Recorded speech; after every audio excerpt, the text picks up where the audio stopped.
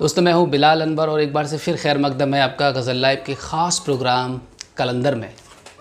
इस प्रोग्राम को शुरू करने से पहले दोस्तों आपसे गुजारिश है कि अगर आपने अभी तक इस चैनल को सब्सक्राइब नहीं किया है तो प्लीज़ सब्सक्राइब कर लीजिए और बेल आइकन को भी प्रेस कीजिएगा।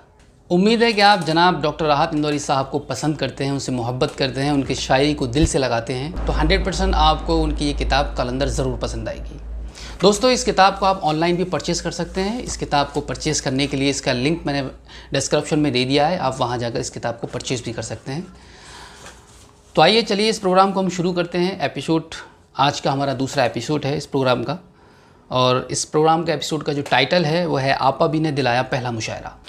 राहत इंदौरी ने रिश्तों को सिर्फ निभाया ही नहीं, जिया है, इज़्ज़त की है, उसका हक़ दिया है। रिश्तों की कदर करना उन्होंने अपनी माँ से सीखा था, जिन पे बेपनाह मोहब्बत करते थे। अब माँ नहीं है लेकिन उनकी आँखों में देखी जा सकती हैं। माँ का जिक्र आते ही उनके चेहरे पर वही सब दिखता है जो गोद के बच्चे में देखा जाता है।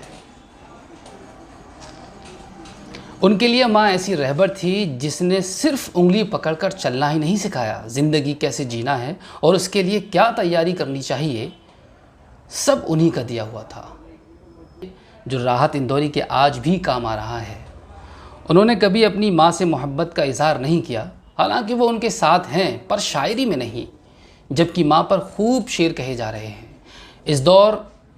इस दौर का शायद ही कोई शायर हो जिसने माँ को गज़ल में जगह न दी हो। अलग अलग अंदाज में माँ दिखाई दे रही है, कभी सुनने को मिलती है तो कभी पढ़ने को। दाद दिलाती है, शोहरत की वजह बनती है, स्टैंडिंग ओवेशन भी दिला देती है। माँ के ज़रिए सुनने वालों को जज्बाती किया जा सकता है, उनकी आंखें तर की जा सकती हैं और वफ़ादार बेटे का किरदार निभाया जा सकता है। बहस होती रही है, क्या शायरी में माँ का इस्तेमाल होना चाहिए? अलग अलग दलीलें आई हैं, पर अभी तो माँ शायरी की माँ बनी हुई है, और दाद का सबसे आसान तरीक़ा भी। अब्बास ताबिश का शेर है, एक मुद्दत से मेरी माँ नहीं सोई ताबिश, मैंने एक बार कहा था मुझे डर लगता है। मुनव्वर राना को तो माँ का बेटा ही कहा जाता है और उन्होंने ही माँ को गज़ल में शामिल किया है। खूब शेर कहे हैं, कह सकते हैं उनके बाद शायरों में माँ पर शेर कहने की होड़ लग गई है और सब अपनी अपनी माँ को लेकर निकल पड़े हैं। पर जिस अंदाज में मुनव्वर राना ने माँ को इज़्ज़त दी है वो कहीं और मिलती ही नहीं है। मामूली कलम से कहाँ तक घसीट लाए, हम इस गज़ल को कोठे से माँ तक घसीट लाए। राहत इंदौरी के पास जो भी शोहरत है उसमें माँ की दुआएं शामिल है, पर वो गज़ल में अक्सर मदद नहीं कर रही हैं, ना ही आगे कभी करते दिखाई देंगी। इस पर उनका रुख साफ़ है, वो माँ से मोहब्बत करते हैं, उसका मुजाहिरा नहीं करते। सिर्फ माँ ही नहीं, रिश्ते नातों की शायरी से दूरी ही रहे हैं, जबकि आसपास रिश्तों का हिसार है। माँ उनके लिए इबादत है, मोहब्बत है, और वो कहते हैं माँ से मुझे उतनी ही मोहब्बत थी जितनी बेटे को होती है। शायद मैं आम बेटा नहीं था, इसलिए वो मेरी ज़्यादा फ़िक्र करती थी, और जब उन्हें पता चला मैं शायरी करने लगा हूँ तो उनके फ़िक्र में इजाफ़ा हो गया था। उनके नज़दीक शायरी इज़्ज़त नहीं थी, इसे बेरोज़गारों की जहनी अय्याशी समझती थी, और उस दौर में उनकी सोच पर सवाल नहीं लगाए जा सकते थे। उनका मकसद था बेटा पढ़ लिख जाए, अच्छी नौकरी मिल जाए, पर जो शायरी से लग जाते हैं वो कहीं और कहाँ लग पाते हैं।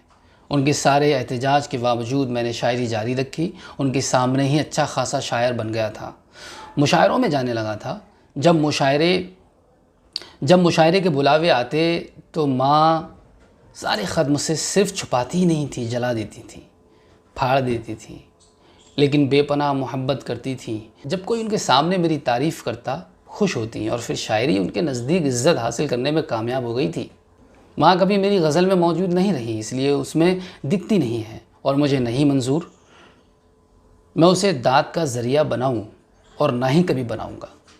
आज माँ पर शायरी फ़ैशन हो गया है। मुझे लगता है माँ बेटे का रिश्ता ख़ास होता है, उसे आम नहीं किया जा सकता। मेरे साथ शायरी के आगाज़ में माँ खड़ी है। पहले मुशायरे के लिए मैंने उन्हीं से सिफारिश कराई थी, और जिसकी सिफारिश माँ कर दे उसे फिर किसी और की ज़रूरत नहीं रहती। माँ की सिफारिश का ऐसा असर हुआ कि फिर कभी कोई सिफारिश नहीं हुई। बात इंदौर के करीब देवास की है, जहाँ कुल हिंद मुशायरा था। बड़े बड़े शायर आ रहे थे। कन्वीनर मेरे सगे मामू थे अब्दुल हकीम हनफी, जो देवास नगर निगम में थे, और मुशायरा नगर निगम का ही था। शायद अभी भी वो मुशायरा होता है। माँ से मैंने कहा अगर आप कह देती तो मुशायरा मिल जाएगा। आपके भाई हैं, बात टालेंगे नहीं। मुझे पता था माँ शायरी पसंद नहीं करती हैं, पर मैं जानता था मुझे पसंद करती हैं, चाहती हैं। मैं उनकी कमज़ोरी हूँ और मेरे लिए कुछ भी कर सकती हैं। उन्होंने सिफारिश की और वो यही कर सकती थी, क्योंकि शायरी तो मुझे सुनानी ही थी। उनकी सिफारिश कामयाब रही, मुझे मुशायरा मिल गया। हिंदी में लिखा हुआ दावतनामा आया, जिसमें फ़ना निज़ामी कानपुरी, कैफ भोपाली, बेकल उत्साही, वसीम बरेलवी, आलम फतेहपुरी जैसे बड़े शायरों के नाम थे। मेरे लिए ख्वाब के सच हो जाने जैसा था। पढ़ने पहुंच गया। निज़ामत काशिफ इंदौरी कर रहे थे। उन्होंने सिर्फ इतना कहा, लीजिए हजरात, जनाब राहत इंदौरी को सुनिए। इसके बाद कभी किसी ने मेरा इतना मुख्तसर तारुफ नहीं किया। घबराहट थी, पैर हिल रहे थे, माइक डरा रहा था और मैंने शेर सुनाया। सन्नाटा था। सिर्फ कैफ भोपाली ने दाद दी। दूसरा मिसरा सुनाया तो कैफ भोपाली की आवाज़ मेरे कानों से टकराई, चले जाओ, बैठ जाओ, बस करो। ऐसी आवाज़ थी जो आसानी से मैं भूल नहीं सकता था, पर इस आवाज़ से मैंने कह दिया था फिर कभी नहीं सुनूंगा, और ऐसा ही हुआ। अल्लाह ने इस तरह के जुमलों को मुझ पर हराम कर दिया। हालांकि बाद में कैफ भोपाली से अच्छी दोस्ती रही।